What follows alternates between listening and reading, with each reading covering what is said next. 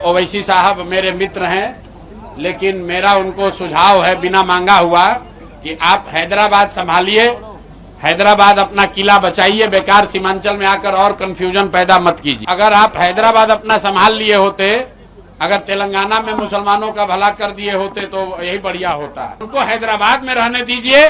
सीमांचल के नेता, सीमांचल के रहनुमा जो जिनको रहनुमाई करनी है वो सीमांचल का बेटा होना चाहिए। हैदराबाद से आकर सीमांचल में नया नेतृत्व खड़ा करने की जरूरत नहीं है। भैया ऐसा है, ओवैसी साहब मेरे मित्र हैं, लेकिन मेरा उनको सुझाव है बिना मांगा हुआ कि आप हैदराबाद संभालिए, हैदराबाद अपना किला बचाइए, बेकार सीमांचल में आकर और कंफ्यूजन पैदा मत कीजिए। अगर आप हैदराबाद अपना संभाल लिए होते, अगर तेलंगाना में मुसलमानों का भला कर दिए होते तो यही बढ़िया होता।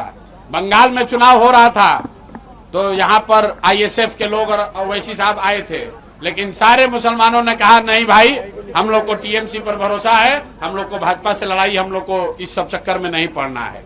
आईएसएफ और ओवैसी साहब कुछ वहां नहीं कर सके।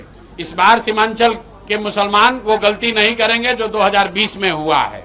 ओवैसी साहब का सम्मान है, बहुत बढ़िया तकरीर करते हैं, पढ़े लिखे व्यक्ति हैं, लेकिन उनको हैदराबाद में रहने दीजिए। सीमांचल के नेता, सीमांचल के रहनुमा जो जिनको रहनुमाई करनी है वो सीमांचल का बेटा होना चाहिए। हैदराबाद से आकर सीमांचल में नया नेतृत्व खड़ा करने की जरूरत नहीं है। देखिए, इस दुनिया में सबसे आसान चीज है मुफ्त की एडवाइस देना। आपको जुबान मिल गई, आप हिलाते रहेंगे, फुकट के अंदर आप एडवाइस देते रहेंगे। मैं तो बोलूंगा प्रशांत किशोर जी को, आप अपनी एडवाइस अपने पास ही रखिए। अब तक तो आप ममता दीदी को एडवाइस देते रहे, बीजेपी को एडवाइस देते रहे।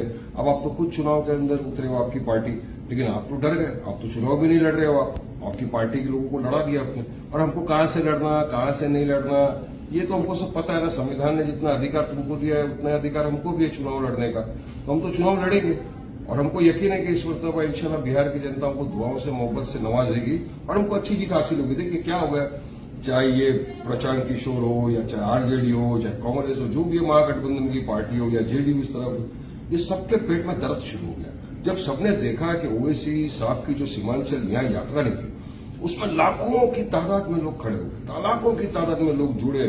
तकरीबन हमने 41 से ज्यादा कॉर्नर मीटिंग और सभाएं कर दी और उसमें भी पब्लिक ही पब्लिक। हर कॉर्नर मीटिंग लगता था कि पब्लिक मीटिंग हो गई। तो तमाम चीजें देखने के बाद इन सबको तकलीफ हो गई कि ये क्या हुआ। और यकीन मानिए बिहार के लोगों को एक एमआईएम के अंदर विकल्प दिख गया कि नहीं, ये हमारी पार्टी है जो हमारे लिए बात करेगी, हमारी हिस्सेदारी की बात करेगी, हमारे लिए न्याय इंसाफ की बात करेगी, हमारे डेवलपमेंट की बात करेगी, विकास की बात करेगी। और हम यही बोलते ना कि सीमांचल जो सबसे बड़ा पिछड़ा हुआ क्यों है पूरे देश के अंदर, बिहार में कितनी बार गए प्रशांत किशोर, उनको क्या पता है सीमांचल की हालत तो देखी होगी उन्होंने, क्यों नहीं बताते। आज भी सीमांचल भारत देश का सबसे पिछड़ा हुआ वर्ग है, क्योंकि वहां पे 65% से ज्यादा मुसलमान आबादी। वहां कोई ना मेडिकल कॉलेज है, ना इंजीनियरिंग कॉलेज है। एक बारिश आती है, बाढ़ आ जाता है, वहां पे पानी कीचड़ पूरा भर जाता है। इनको परवाह नहीं है। हम तो वहां काम करने गए, हमारी हिस्सेदारी की लड़ाई थी। तो आप हमको एडवाइस दे रहे, मैं आपको एडवाइस दूंगा कि आप तो लड़ना था ना, आप तो डर के भाग गए ना। आप क्यों लड़ रहे हो? आप तो अच्छा एडवाइस दे रहे थे, मोदी जी को एडवाइस दो। क्यों गुजरात छोड़ के वाराणसी चले गए? इतने सारे यहां वहां जा रहे तो उनको एडवाइस दो ना आप। लेकिन नहीं, ओवैसी साहब का नाम लिए बिना इनके पेट में पानी नहीं पचता और ओवैसी साहब का नाम लेके इनको अपनी सियासत चमकाना। मगर ये डर और घबराहट का सीधा सीधा नमूना है, सबूत है कि आज वो इस तरह की बात कर रहे हैं। हम तो चुनाव लड़ेंगे, पूरी जनता का समर्थन हमारे साथ है। हमने ग्रैंड डेमोक्रेटिक अलायंस भी बना लिया है मौर्य साहब के साथ, चंद्रशेखर आजाद के साथ, और बिहार की जनता पूरी तरह हमारे समर्थन में खड़ी हुई है।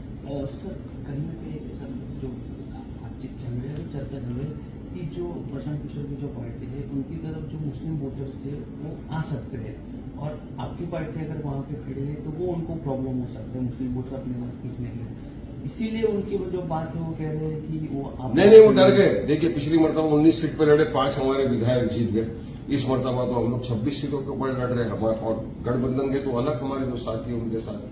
तो इनको हमको यकीन है हमको उस पिछली बार से ज्यादा अच्छी अक्सरियत के साथ कामयाबी मिलेगी। और लोगों का जो ओवैसी साहब के प्रति प्रेम है, जो पार्टी का काम देखकर लोग हमारे साथ जुड़े हैं, वो सब देख के इनको घबराहट है। ये स्टेटमेंट इनकी घबराहट और भौखलाहट का नतीजा है जो इस तरह की ये बकवासबाजी कर रहे हैं, बिना मुफ्त की फुकट की एडवाइस देने की काम है।